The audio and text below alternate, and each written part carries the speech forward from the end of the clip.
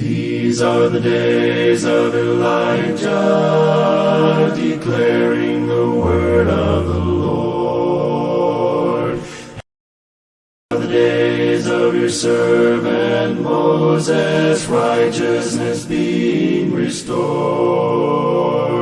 And though these are days of great trials, of famine and darkness and sword, still we are the voice in the desert crying, prepare ye the way of the Lord. Behold, he comes, riding on the clouds, shining like the sun at the trumpet call.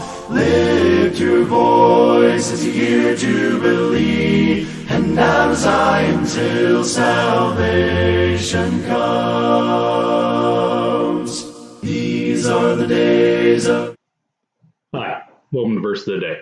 My name is Brandon Hathaway. I'm the preacher at the Westside Church of Christ in Owensboro, Kentucky. I want to thank you for joining me today as we continue our study throughout the book of Mark.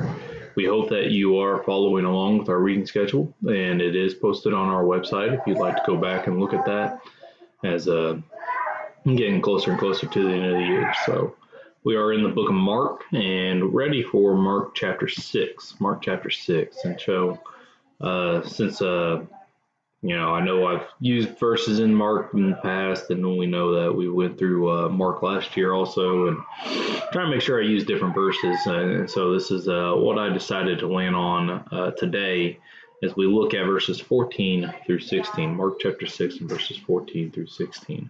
It says here, King Herod heard of it, and that's of Jesus, for Jesus' name had become known. Some said John the Baptist had been raised from the dead, and that is why these miraculous powers are at work in him.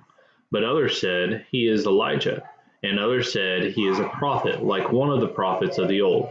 But when Herod heard of it, he said, John, whom I beheaded, has been raised.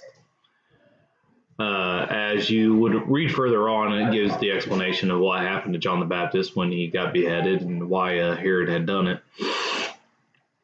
But the point I wanted to make in these verses that I've read is the conscience that is hanging high on King Herod. He knows that he had done something wrong. He realizes that he did not have the right to do this, and because of his guilty conscience, when he hears about these things that are taking place, now some did say that it might have been John, but he immediately went that route and thought that, hey, you could just, as you read into it, to me at least, it seems that he has that worry in his heart and worry in his mindset of what has he done, what will be done to him.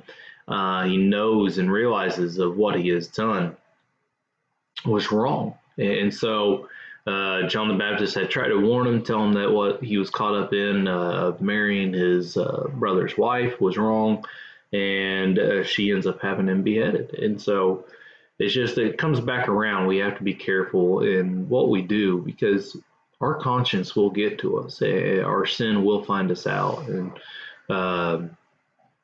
sometimes people can go on in their life here on earth without ever feeling guilty. But in the end, God will judge us, and he knows what we have done. He knows our heart, and we will have to face that judgment. So I want to thank you for joining me today. I hope that everybody has a blessed day. And if I can assist you in prayers or studying, please let me know. Lord willing, I'll talk to you later.